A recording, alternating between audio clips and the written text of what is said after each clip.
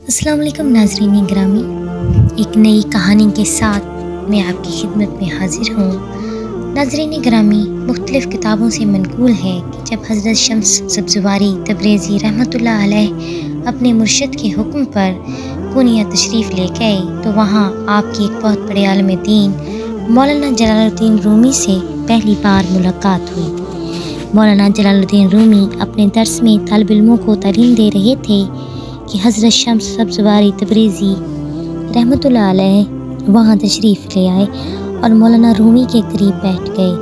مولانا رومی کے قریب چند کتابیں پڑھی تھیں۔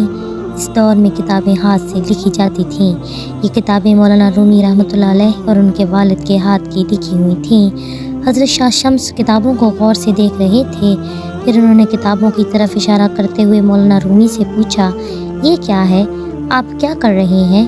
مولانا رومی نے حضرت شمس کو فقیری لباس میں دیکھا تو جواب دیا، بابا کہیں اور جائیے، یہ وہ ہے جو تم نہیں جانتے۔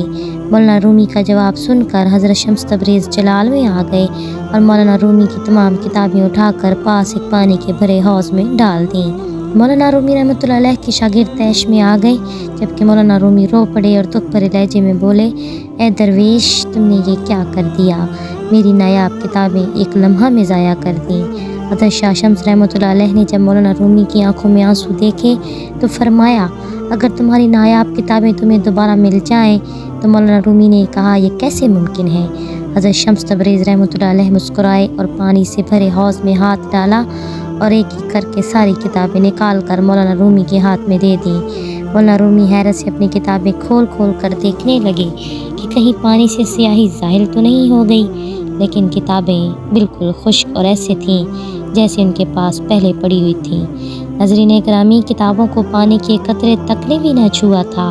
مولانا رومی نے حضرت شاہ شمس کی روحانی کرامت دیکھ کر حیرت سے پوچھا، اے بابا، یہ کیا ہے اور کیسے کیا؟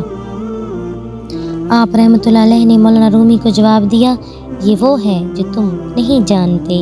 یہ کہہ کر حضرت شمس تبریز وہاں سے تشریف لے گئے۔ مولانا رومی پر ایک عجیب سی کیفیت طاری ہوئی اور وہ حضرت شمس تبریز کے پیچھے گئے اور کہا، مجھے معاف کر دیں اور وہ علم سکھا دیں جو آپ کے پاس ہے۔ حضرت شمس تبریز نے کہا، علم ڈھونڈنے سے نہیں بلکہ خود کو کھونے سے ملتا ہے۔ پانی کا ایک قطرہ کچھ نہیں ہوتا، لیکن جب وہ سمندر سے مل جاتا ہے تو وہ سمندر کا حصہ کہلاتا ہے۔ یہ سن کر مولانا رومی نے آپ رحمۃ اللہ علیہ کے ہاتھ پر بیعت کر لی اور اپنی زندگی عشق خدا میں وقف کر دی۔ اسی طرح حضرت شمس تبریز کی روحانی کرامت کا ایک اور واقعہ ناظرین گرامی کچھ اس طرح منقول کیا جاتا ہے کہ جب آپ رحمۃ اللہ علیہ بغداد سے روانہ ہوئے تو ولی عہد سلطنت شہزادہ محمد اپنی سلطنت چھوڑ کر آپ رحمۃ اللہ علیہ کے ساتھ چل پڑے، کیونکہ شہزادے کو آپ سے بہت عقیدت تھی۔ حضرت شمس تبریز رحمۃ اللہ علیہ طویل مسافت طے کر کے بغداد سے ہندوستان اور پھر ملتان جا پہنچے۔ اس وقت ملتان میں بہت سے غیر مسلم قبیلے بھی آباد تھے اور وہ لوگ آپ کی روحانی شخصیت سے بھی ناواقف تھے۔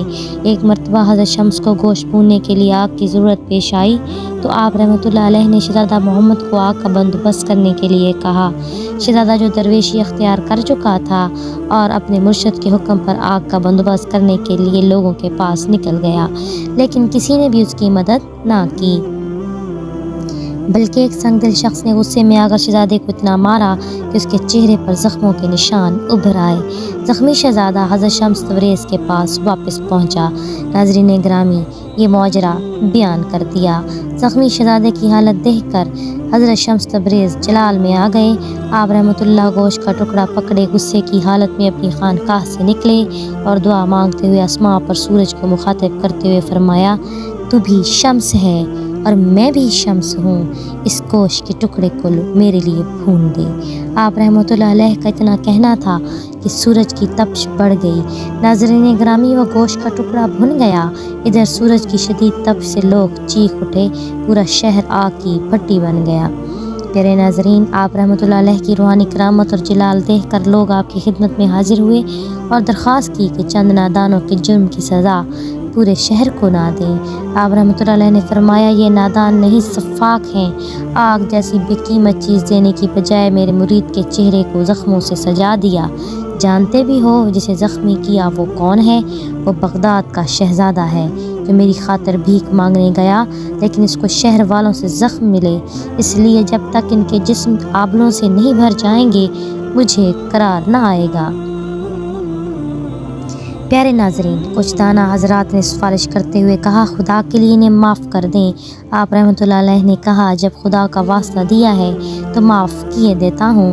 آپ رحمۃ اللہ علیہ نے سورج سے مخاطب ہو کر فرمایا اے شمس اپنی حرارت کم کر دے، معلوم نہیں یہ لوگ روز محشر گرمی کیسے برداشت کریں گے۔ آپ رحمۃ اللہ علیہ کا یہ فرمانا تھا کہ سورج کی تپش اعتدال پر آ گئی۔